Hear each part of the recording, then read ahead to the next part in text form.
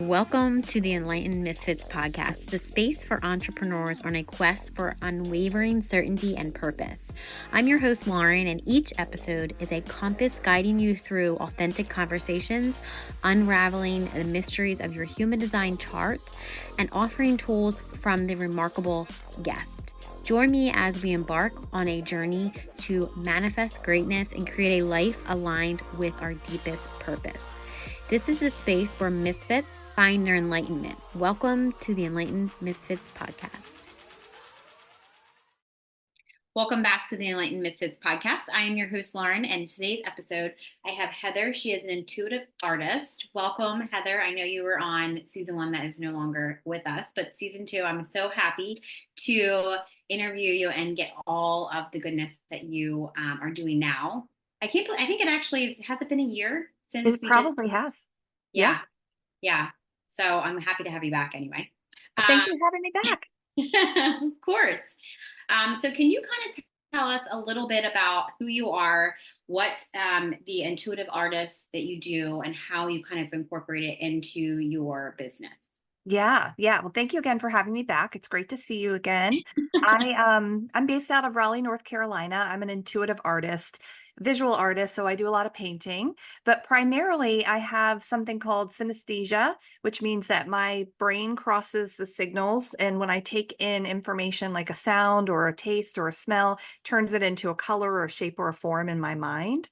I'm also strongly clairsentient. So when I create a painting for somebody, I'm sort of reading their energy and their colors and creating what I call a spirit portrait for them that tells them the area of their body where they dwell the most and where they could use a little healing and support.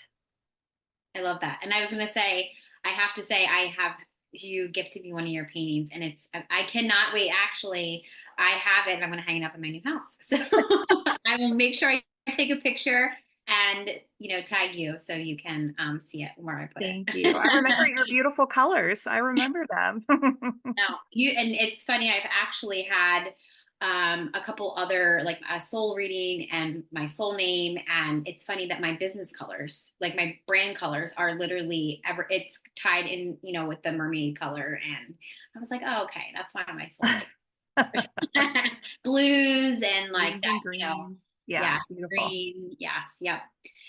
So, can you kind of explain a little bit about how like color can influence, our spiritual or our emotional well-being? Yeah, So that for sure. people can use it for healing? Color is one of those things that it's a language that we all speak. And when we connect with color, we understand how color shows up for us. We can use it very intentionally to help support our lives. So, for example, the color that you wear is communicating something to yourself and to the people that you interact with that day through the emotional, spiritual, or physical aspects that color represents. And so I intuitively read color through the chakra system. So when I see a color for somebody, I associate it with what chakra does that color align with? What is the physical, spiritual, or emotional sort of component that color is talking about? And then what does that say about the person, sort of where they dwell, maybe where there might be pain, or maybe where there's just a place where they need some more support and nurturing and love in that area. So when you understand sort of what the color means, then you can start to use it. So for example, if you want to feel more confident, you want to feel more courageous, you might start to wear yellow, because yellow is going to help you stand up and look more optimistic, look more joyful. It'll give you a little boost of energy. Or if you're feeling a little bit like you want to stay behind the scenes, or you're sort of feeling like you don't really want to be seen, you might wear black and you sort of blend in a little bit more. So there's a lot of different ways that we can use color in our lives through wardrobe, homes, decorating, and literally everything. I was going to ask you about the color black, because that's what I have on right now if you're watching this on YouTube. But it's like a blackish gray. But sometimes I feel like black, if I'm working on my root chakra, I wear a lot of black. Yes. I always wear black pants, but I notice that I wear a lot of black or if I just feel like I need some extra protection. Yeah. I don't know if that's true with the, that's what it is for me. So I'm curious about that. But I did notice lately I wore yellow and orange this week. I'm just trying to think of all the shirts that I wore this week. And I also wore like a golden, I think it was yesterday, like a golden yellow. Ooh, So been wearing like I also and I look at myself and I'm like, wow, yellow looks good on me too. But it's also one of my soul colors that I know we talked about that before we started recording, but it's also one of my soul colors and my soul I feel happy in yellow. So yeah. Yeah. No, you're spot on. I think that there are definitely times when black comes in handy for a bit of protection. It is definitely a color that is for the root chakra. I notice that too when I'm working on my root. If I'm worried about finances, if I feel like I'm unsteady, if I feel like I just need a little bit of like extra grounding, it's yeah. black is my go-to. And I don't wear it that often, but when I do, I always feel like I'm taking a little retreat. I need to sort of take a step back. I need to, but Yeah. then there are times where, like the yellow, you feel drawn to a particular color because that color is offering you something and that color is ministering to you in some way. So if you notice a trend in the colors that you're drawn to, it's really interesting to look at what that color represents. And then you can sort of understand, oh, I might be going through an identity change. I might be shifting how I see myself. I might be moving into more of a creative energy. So those yellows and oranges for you are probably signaling that you're sort of experiencing some sort of shift or transition, and you're looking for a little extra support around how you see yourself and what you want to create in the world. Yeah, and I love that too because I physically actually just moved too. So I so Right. I was like, oh, okay, like it's not that, I'm worried about money or but like my physical stability where I used to be like for the last 3, I guess it's been 3 years now, is moved. So it's like I can see why I'm wearing more and I normally just always wear black pants, but shirts is what um you know, that I try to, and sometimes I try to wear like, pink leggings or like, something that's like not normally what I wear because I'm like, black goes with everything, but it's like typically my shirts and stuff. And since we've talked like last time and you told me that little nugget, I was like, now I'm more aware of what do I want to wear? And if the people, and I always tell people, if you don't know what you want to wear, I always say, an old previous podcast guest had told me this, and I was like, maybe you could just think about how you feel and then Yeah. relate it to what you want to wear. And then I feel like, but I think intuitively and subconsciously, everybody does that, and they're not even aware of that they do that. Yeah. Oh yeah, that does make a lot of sense when you kind of just want to like hide away or like don't want to be seen. You wear black. Yeah. For sure. For sure. So yeah, I definitely can resonate with that too, like with that. But for like why I'm like, oh, black, I have gray or black, like black, gray is black on. That could be why now that I think about it. Yeah. Yeah. Yeah. It's so interesting. I have, when I worked in a corporate environment before I left to do art full time, I would always have coworkers come to me and be like, girl, tell me, why do I keep wearing this yellow sweater every day? Like, why do I want to wear this? Or like, tell me what this color means or this symbol that I saw. And it's so fascinating because I think, like you said before, we're not always aware. And I feel like if you just kind of drop into this relaxed place where you can look at things and go, oh, I've seen this symbol, or I've seen, like I did a story the other day on Instagram where I'd shown my laundry and I was putting my clothes away, and every single thing on my hanger was stripes, every single thing. And I was like, oh, okay, I just noticed a pattern. What are these stripes showing me? And stripes Okay. represent surrender. So it was so interesting to look at where I was spiritually, trying to minister to myself to be in a state of surrender. And each color represented a different place of surrender within my chakras. So it's fascinating when you really pay attention to things like that. It tells you a lot. Yeah, I was going to say, do I even have any stripes? I don't even think I have any stripes, but I'll have to be very like conscious about if I go towards stripes. I like the earth tones, or I have ventured out to be like pink or like purple, like your shirt. And it's like, it Uh-huh. makes me, or green. I wear green a lot too lately to like for like heart and stuff. Mhm. So yeah, that's amazing. Thank you for sharing Yeah. Oh, that. sure, sure. So, when you talked about your corporate career, so how from transitioning from your corporate career to like a spiritual entrepreneur journey has impacted your own mental health and emotional health? Yeah, a lot, tremendously. I think I sort of returned to art. I had always been a spiritual kid. I was kind of like, a 5 or 6 year old spiritual kid. My parents were like, you should have been born in the 60s. You're a hippie. Like I was just always drawn to the mysteries of the unexplained. Like I wanted to understand everything there was about the world. I still do. I have big questions and I just love to dig in and understand about how things work and why. And so spirituality was always a part of my life. I think I was sort of driven to move into art and spirituality when I was a young kid, and then sort of fell into the idea that you can't make money as an artist. You've got to go do something else. And so I launched into this corporate career for almost 20 years, maybe longer. And I sort of felt myself kind of draining it to the degree that no amount of time off or sleep or vacation was going to fix it. It was like soul tired. It was like soul Yeah. burnout. Yeah. And I was working with a spiritual teacher. We talked about what were you like as a kid? And the idea of art floated back up. And it was like a light bulb went off. And I realized that that had always been there for me. And I had sort of kind of stepped off the path of that. And I kind of dove right back into art. And that's when I think things started to shift for me mentally. I started to work more on art making. And I don't know if you know this, but there are actually studies that show working with your hands, making art of any kind reduces your cortisol levels. It moves you into a relaxed state. So even if you've never painted or drawn or made music or cook or whatever, it lowers your cortisol. So it instantly brings you into, a stress-free state. And so I continued working, but started making art. And at one point had gotten presented with a big, big promotion and lots of money or a solo art show, my very first one.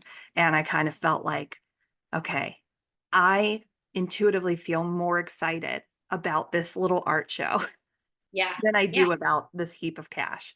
And that's when I knew that it was time to move on. So that was a big decision. I think that's still something that for me was like a running leap off a cliff into, a net that you hope is down there. Right. Right. But it was something I needed to do for my mental health because I didn't think that I was going to survive the stress of work anymore. Yeah. Yeah. Now, and when you said about the, like when you kind of take that, like that leap of faith or that change, that change, and it's like that net. Usually, I always tell people that too. I actually just had a conversation with a client about it. She's like, "But what if it doesn't work out?" And I was like, "Then what is going to change in your life?" Obviously, I can understand if you're going from one job to the next, but if Mhm. it's like if you listen to yourself, like you said, if you get in a state of relaxation, then you're going to be supported with God, the universe, source, whatever you believe in, your higher power, because that's like a calling, like a soul calling. Right. But most of the time, it's like until you actually do it, you're not going to see the results. It's more of like, do I trust myself enough to do it? Yeah, I have a lot of those experiences, especially moving. I'm like, is this the right thing? Should I just do it? And I'm like, well, I guess if it doesn't do it, if it doesn't work out, then I can just go back to before, Mhm. right? And most of the time, it works out for the best. And it's more of like, I've noticed for myself, it's more of like I trust myself. So it's like, well, if I'm guiding myself or the universe is guiding me to somewhere where I need maybe like a lesson or an opportunity for a lesson, Mhm. most of the time that's not the case. It's usually a blessing. But it's just like those old programs that pop back up, especially if it's like, this is familiar, I've been here before, but I know something different about it now. So yeah, I love that I love that you actually chose that one thing, because I would have never met you.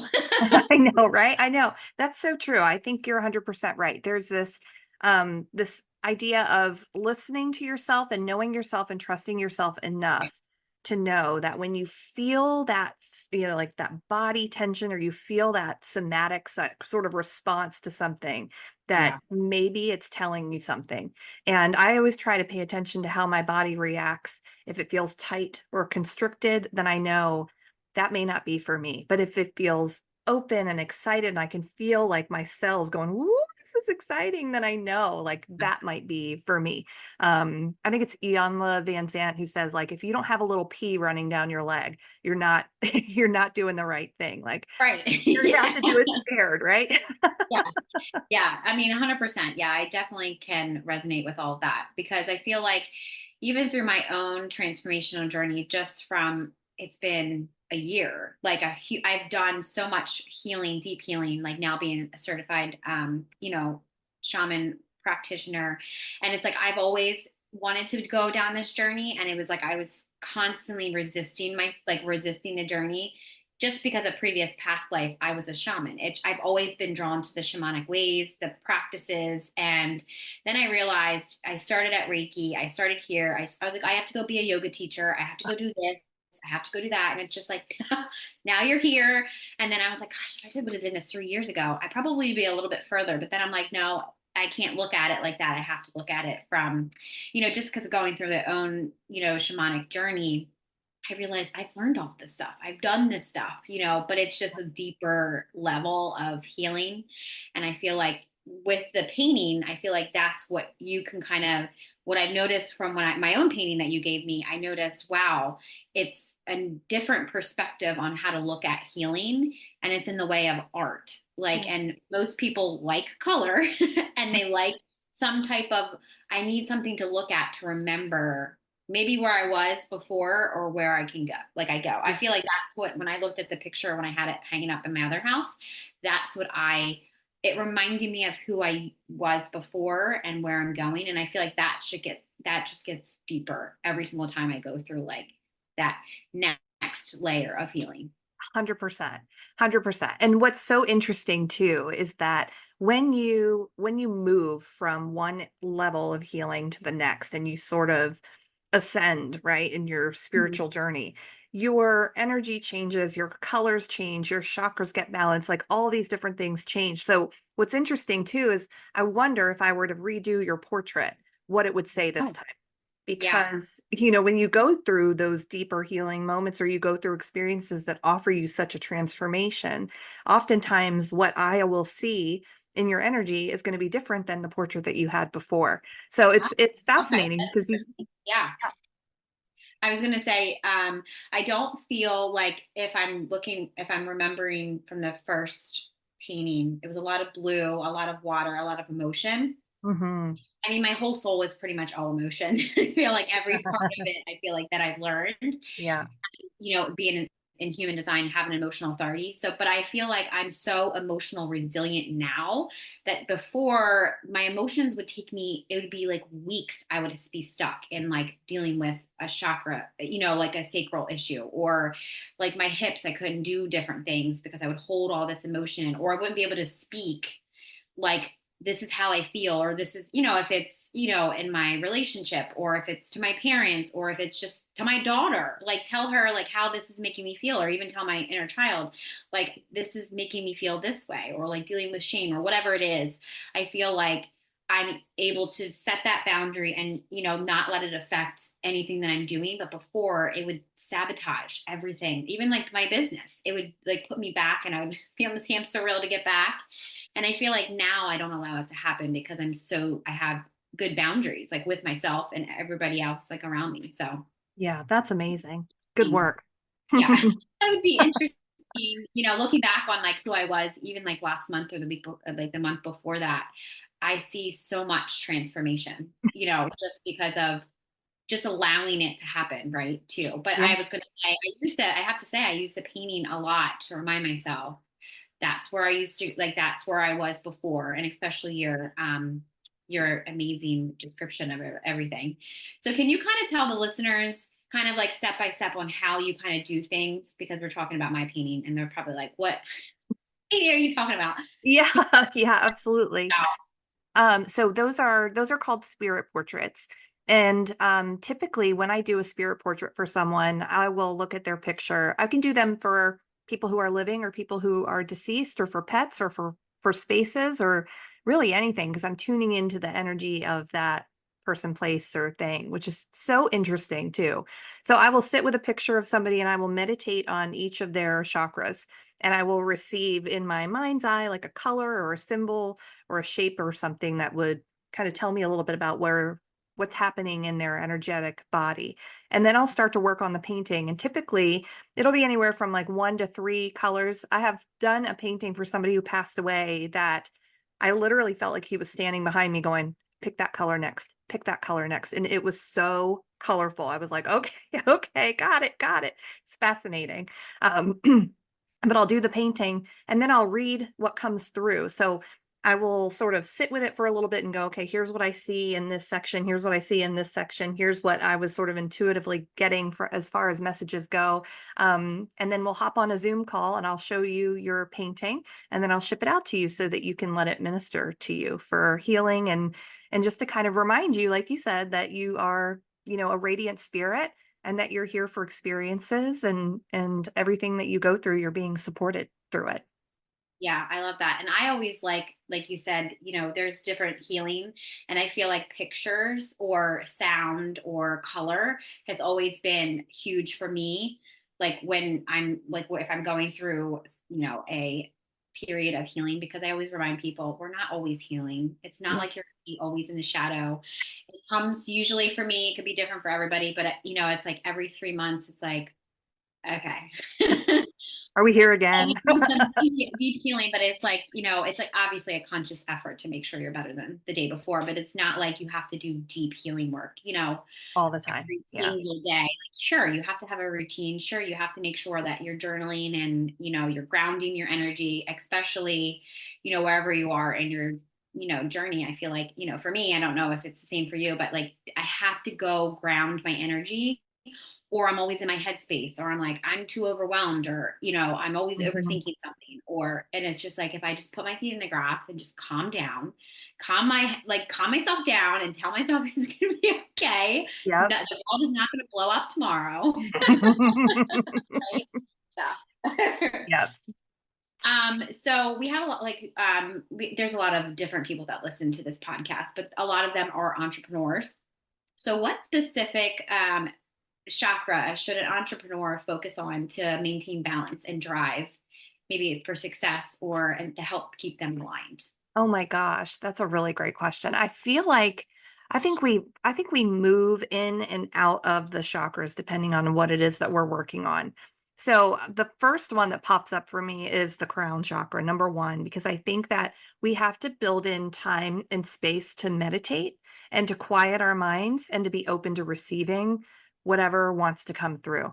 I know that for me, if I am right now, I'm in a period of busy. I'm in a period of just moving from one thing to another, and my brain can't compartmentalize fast enough for me. So I know I'm not making the time to meditate, right? If I feel that chaos there, then I know I need to quiet it down. So that's sort of the number one thing is that you can really throw yourself into a tizzy with busy if you don't find time to ground or to meditate or to really move into stillness. So that's number one, I think, is connecting, meditating, and then grounding. So your crown and your root, I think, are the ones that sort of hold you firm in place so that you don't spin off, go in a million directions, I only say that is because I do this every single day, right? Like I like walk the walk, and I also, I'm like raw and real about it and authentic, because I forgot. Like there was two or three. It's not that I forgot. I just act like I didn't have time, but I needed to make time, right? And it was like I Yeah. don't have time to do this today. I'm too busy, right? But at the same time, it's just like it could be 2 minutes, Lauren, walk outside, or you don't have to meditate. I feel like the spiritual world with meditation, people ask like, I can't sit quietly. Yep. I'm like, but you can walk somewhere, Yeah. right? And just, or driving, like you can drive now, like, no, you shouldn't close your eyes and but like if you're driving, that's part of meditation. You're consciously aware of your thoughts. I always feel like when people say they can't meditate, I'm like, but I'm sure you do. So let's figure out in the shower, like Yes. I get most of my downloads or my ideas in the shower because I'm focusing on just getting a shower Same. versus what I have to do. Or I'm driving, I get a lot of downloads too when I'm driving because I'm just thinking. Well, and Like, you gave yourself that space to just be yeah, quiet. yeah. Or I'm not like, I'm not with my daughter, or I'm Right. not with, like Joey or something like that, or I'm not with my family, or I'm not with my clients. Like I do know that solitude for me is important. So if I'm spiraling like that, like last week when I was like, between moving and stuff, and that's just chaos anyway. But I was like, I need to be by myself for an hour, or nobody's going to be happy. I'm just saying. Yep. Or 5 minutes, please. So everybody just leave me alone. Yeah. I'm the same way. Same way. And Yeah. I'm an introvert too, so I really need that alone time to just like recharge my battery and fill my cup back up, or Yeah. I just feel depleted. And then if somebody says something to me or asks me to do something, I'm like, I don't have the bandwidth for this, and I'm like, I just need to go sit for 20 minutes by myself. I will be okay. Yes. Yeah. So yeah, it's actually there's something I always thought I was an introvert too, mixed with an extrovert, but there's an antrovert. I think it's called I think Oh, I'm saying so it's between both because I like people. I love to be around people, but then I also don't. So it's like I'm like I need. So I just Googled it one day, and I'm like, what does it mean to like to be an introvert, but also to be an extrovert? It's like I love speaking. I love being around people, but I still need to balance that time with being alone. And I'm like, is that just like is this abnormal? And it literally, I think it's an antivert or an oh yeah. ambivert or something like that. So I'm like, oh okay. So it's not this is not a weird thing. This is like an actual normal thing, Yeah. Not that I need to be normal, but it's like, is this a thing? Like I was asking somebody else, and one of my mentors was like, I'm that way. I'm 100% that way. Like I love people, but I don't want to be around people all the time. I was like, okay. Okay, so I'm glad that we're on the same wavelength here. Yep. So just before we wrap up, can you give any maybe inspiring to be spiritual entrepreneurs or even entrepreneurs some advice that you maybe if they are in the corporate world and who feel like they have that soul calling, Mhm. what would you tell them or maybe be able to help them know or see to overcome this fear and take that leap of faith? Yeah. I think that for a lot of us, we are all gifted. We all have some sort of spiritual gift that we're meant to share with the world, whether it is as a full-time job or as a side hustle or whatever it is. I think that we all have things that we're meant to do while we're here. And so part of it is really kind of doing the work to understand what is that gift for you. For me, I think it shows up a lot when we're kids. And for me, it came back around when I was almost in my 40s. So it definitely is something that lives within you. And I think when you can sort of quiet your mind again and kind of think about what were you like as a kid? What were you curious about? Or what if you had to get up on a stage today and talk for 10 minutes about something? What would your topic be? What would you want to share? And I think Yeah, there's like a gift in that, right? yeah, And so sort of follow your curiosity about that and see where it takes you. And then the other thing I think is, put your blinders on and don't look left or right. Stay the course and compete with yourself. Don't compete with anybody else. Don't worry about what anybody else is doing.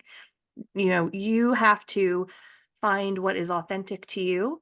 You have to feel like what you're doing is representative of who you are, and don't worry about the stuff on either side. Just stay the course with you, find your connection to your higher power, your source or God, whatever that is for you, and get in the same boat and roll gently down the stream, I think. now if anybody is listening to this and they think wow, art is something that and I'm not sure because I haven't looked at your website lately, but do you teach people how to do this too if they feel like they're driven to art? Do you have a course on that, or is that something that you do? Oh, Yeah, okay. I'm working on it Okay. now. Oh, okay. I'm like, Yeah. I'm like, I don't know if I should ask this now or should I ask it later? I'm like, I'm just going to ask this now. You made my crown tingle.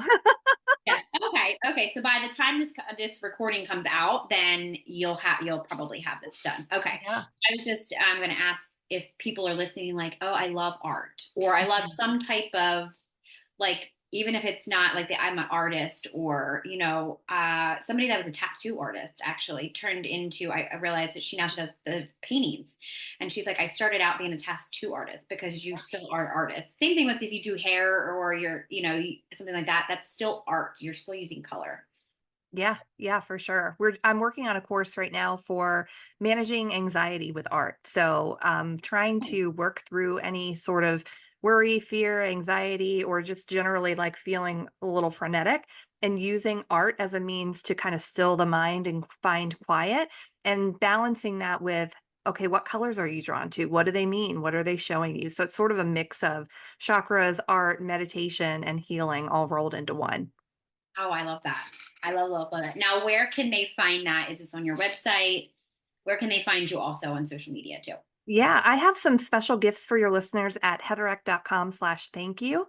So you can find all the information about my freebies out there and my courses and everything as well. Okay, I was going to say I'll make sure that they will be in the description box. If you're listening to this, they'll be in the description box, or they'll be on YouTube if you're watching it. Awesome. All right. Well, thank you so much for joining us today with Heather on the Enlightened Misfits podcast. If you enjoyed today's episode, don't forget to subscribe. You can leave a review and then share this episode with somebody that you feel that would gain knowledge from listening. Make sure you also check out her website and everything that she has for you guys. There's freebies too. So stay tuned for more captivating conversations in the future. I hope you have an amazing rest of your week, and I will see you next time.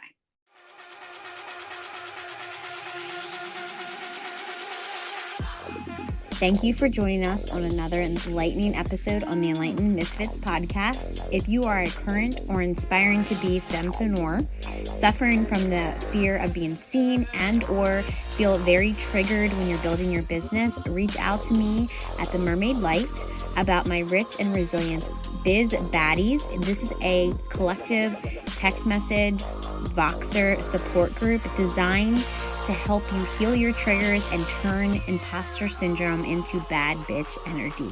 If you resonate with our conversations and insight, don't forget to subscribe, rate the show, and leave a review. Your feedback fuels our mission. Remember, your journey to unwavering certainty and purpose is ongoing. So please make sure you stay connected with us on social media. Keep manifesting greatness in your life. Until next time, this is Lauren from the Enlightened Misfits podcast. Stay enlightened, stay inspired, and keep manifesting your extraordinary path.